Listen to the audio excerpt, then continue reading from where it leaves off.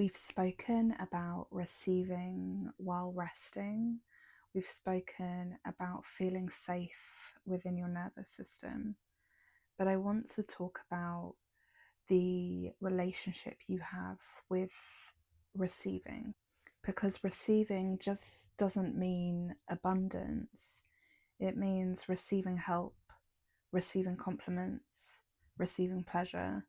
There are multiple ways that we as beings receive, and your relationship with each and every one of them will show you your relationship with receiving, and ultimately show your relationship with receiving financially.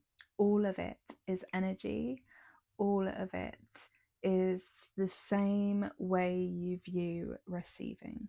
First, I want to say welcome back to my channel. My name is Katerina and I am a shadow guide. I work with astrology and shadow work to help you go from ego to soul. I shine a light on your wounds and your healing, and you embark on this journey of embodiment to live your soul aligned path. If that sounds like that interests you, then my services are linked below. But I want to talk about the relationship that we have with receiving. And I have dealt with this not just financially, but also really with help and with people giving me help. And I have Chiron in the 6th house, which means I just have a natural wound with feeling like I need to overgive. So it's not natural for someone to be able to receive when their inner wound is saying you're not worthy of receiving until you give something. So there are 3 ways to determine your relationship with receiving. I'm going to talk them through and then I'll give you an embodiment practice at the end of the video. So the first one is pretty simple. Just think about you receiving, or think about a time when someone has offered to help you, and notice what your body did or does. So in this aspect, imagine you are just walking down the street and someone stops you to say you are beautiful. Feel what your body does in that moment. Does your neck get tight? Does your chest feel tight? Do you feel really happy that someone would say you're beautiful? Do you feel sad because you don't think that's true? Notice what your body is doing in those moments of receiving. A compliment is an easier one to be able to envision. It's not such a tough thing to be able to receive sometimes. However, you could imagine, for instance, you are carrying your suitcase up the stairs and someone is walking down the stairs and offers to help you. Do you kindly receive that, or do you say, no, it's okay, I've got this? Notice your body in that moment. Like, notice your body right now when you think about someone helping you carry a suitcase up the stairs. Notice what your body does when you think about someone helping you out with a payment. Notice what your body does when you are receiving pleasure from someone. Does your body tighten? Does your body expand? Those are the first signs to know whether you have old stories and narratives you're holding on to when it comes to receiving. It's easier for in the moment that you're actually receiving to notice what your body does than to picture or visualize the moment. But it's a good way to determine kind of what your body feels like when it's going through a receiving moment. The next one is astrology aligned. It's to look at your Venus house and sign and look at that placement and think, for instance, if you have Venus in the 2nd house and you have it in Cancer, is that a placement that you look at and feel happy when you think about Venus in your second house? Is it something that you feel good about? Or do you feel like there's a little bit of a dynamic where you don't feel like you're worthy? If you feel like you're fully worthy, you know your worth, you are not going to back down on it, then you have a really strong Venus placement. However, if you do feel like your worth is tied to others, if you feel like your worth is tied to your material value, how much you make, what possessions you have, if your worth is determined on anything exterior, then you probably have a wounded relationship with Venus. So, therefore, you might find it much harder to receive. The same thing is with Chiron in the second and sixth house. You just have this wound about, like, you feel like you need to give lots before you receive, or you feel like you need to show your worth before you can receive. If you have not hit every target at work, let's just say, and they give you a bonus, there might be part of you that feels really icky about that because you didn't feel like you are worthy of it. You didn't feel like you showed that you're worthy of that bonus or worthy of that promotion.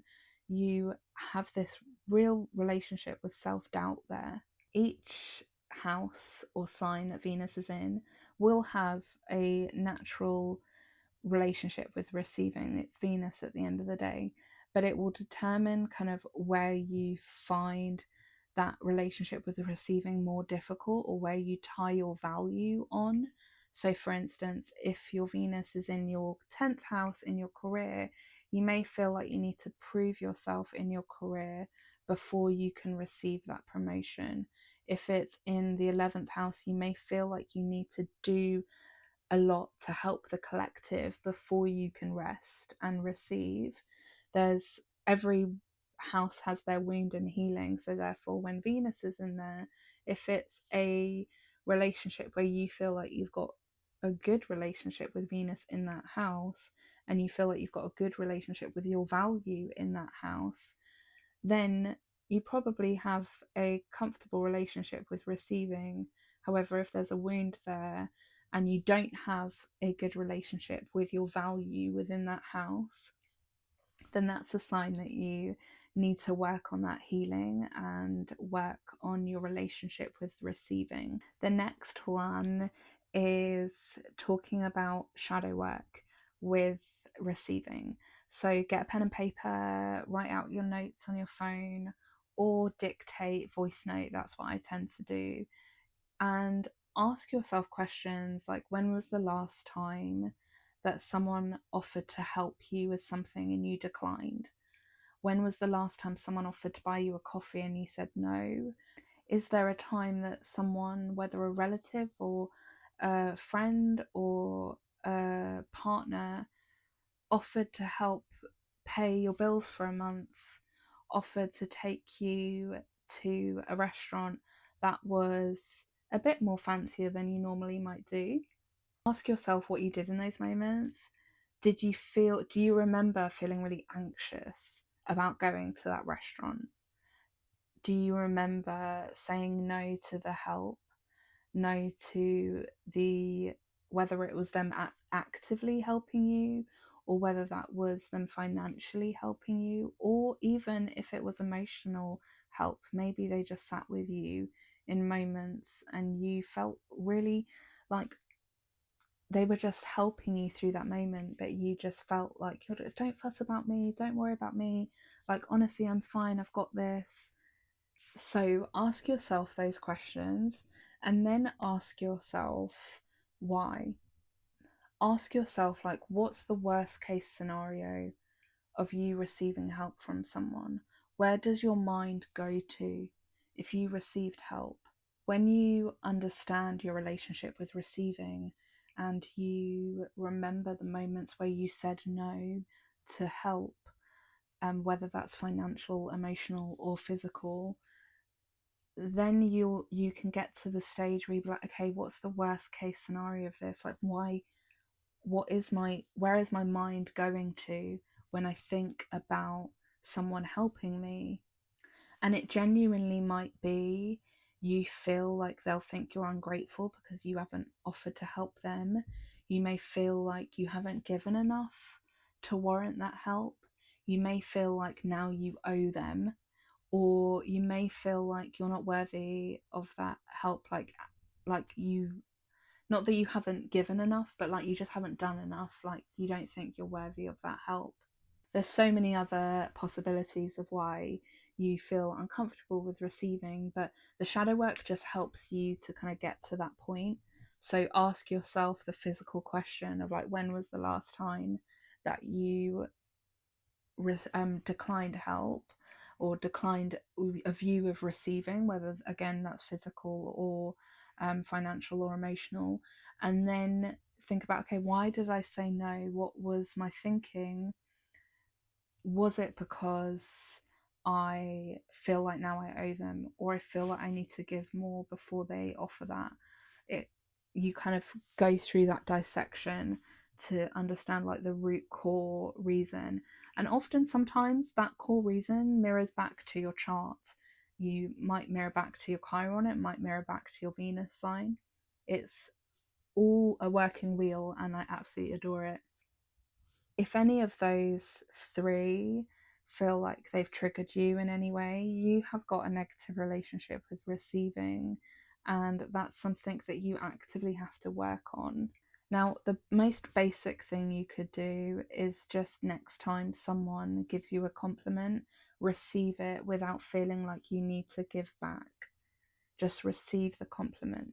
You can give a compliment to another person and it will pass that kindness on, but try not to give it back. Just receive without giving anything else, because that tells your body that, oh, you are safe with receiving without having to owe anyone anything, without having to give back.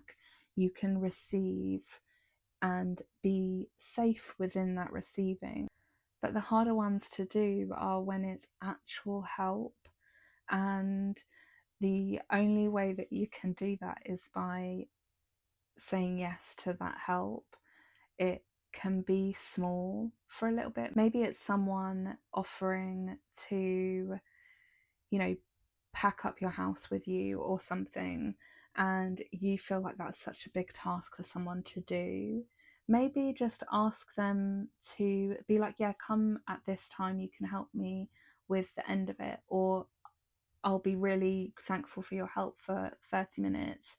Whatever feels like it's okay for you to push through that boundary of receiving, whilst also not freaking yourself out to the point where your nervous system gets so dysregulated because you are not comfortable with receiving. So, astrology wise, look at your Venus placement and look what the opposite of that is. Like, look at the healing that your Venus needs in that placement. So a lot of it honestly is just resting, especially if you've got any second, sixth house placements, 12th house placements, even to be honest, sometimes 10th house placements.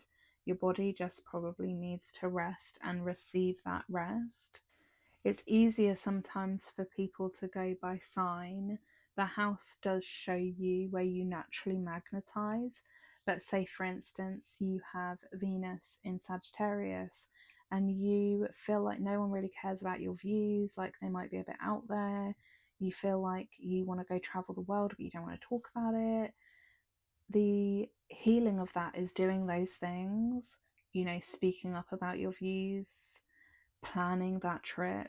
It's the healing within that is basically feeling comfortable with expansion and visibly comfortable with expansion. And the more you heal that wound, the natural way of Venus is to receive. So sometimes you don't really need to do anything but what your Venus needs, and that comfortable relationship with receiving will happen. However, if you do have Chiron, especially if it's like conjuncting your Venus, which means that it's right next to your Venus sign, about 2 degrees, it might be that you just have a natural wound. It's like it amplifies the healing because Venus and Chiron are so close together, but it also amplifies the wound. So it just might be a bit more consistency within that healing. If you have Chiron in the second and sixth house, it will, your natural wound is feeling like you need to either overgive or you feel like you're not worthy enough. So you need to outdo yourself, you need to make more money, you need to have more possessions, because then people will think you're worthy enough. And ultimately the healing of that is like disassociating yourself from what you have and knowing that you're worthy from within. But that takes time, and that takes little steps for you to get there and comfortably know that, like, I'm not tied to my worth, I'm not tied to how much I make or how much I do or how much I have. It's your value of yourself just as you are right now. It doesn't make it impossible to receive with these placements. I'm just giving you nuance to like how you can work with receiving on a more aligned, easeful way, because it's astrologically aligned with your chart. But the first step is honestly understanding your body's reaction to receiving. Once you know that, you can really understand whether it's a nervous system reaction and how you can heal that by regulating your nervous system, but also by being comfortable with the little receiving. Whether that's your partner offers to give you a massage and you receive it, your partner offers to make you a coffee, you receive it, your partner offers to drive the kids to school, receive it. There's little tiny ways that you can make sure that you build that relationship with receiving daily. You know, it's not just these big extravagant things where people are offering you money and offering to help move home, but it could just be the tiny little things. Someone, again, offering to make you coffee, or someone offering to take your dog out for a walk, whatever it may be. Healing that relationship with receiving starts with the little habits. Receiving is so integral to us as humans. Like, we want to be able to receive love and give love, but if all we're doing is giving, or if all we're doing is doing, then we're not actually in a balanced relationship with the universe, and we're not in a balanced relationship with ourselves and the way we view receiving. I think often, especially if again you have wounds there, or if you're a woman in this society, you do unfortunately have a natural negative relationship with receiving, because it's shown that like you're weak. But one person cannot do everything, it's impossible. So you do need help and you do need guidance, and accepting that is something that will really help you with your relationship with abundance. Because if you're not going to receive the compliment, the universe will just see that you're not ready to receive the promotion. They are energy at the end of the day. It's not one small or one big, it's they are all the same value to the universe. So if you're not willing to receive, again, a compliment, you won't receive the promotion or the bonus or the new car. The universe will think that you are not ready. So notice what your body does when you receive. Do the shadow work to understand why you are closed off to receiving. Anyway, that's it. I want to thank you so much for clicking on this video and watching it all the way through. I very much appreciate every single one of you. And if you are interested in my core wound service, I don't think I mentioned it last week, but I have 2 readings for the rest of the month, and then that's it for November, and I only have 1 spot available for December. So if you want your core wounds read and you want the healing within that, then I basically have 3 spots available for the rest of 2025. Anyway, everything is linked in the description bar. Thank you so much for watching.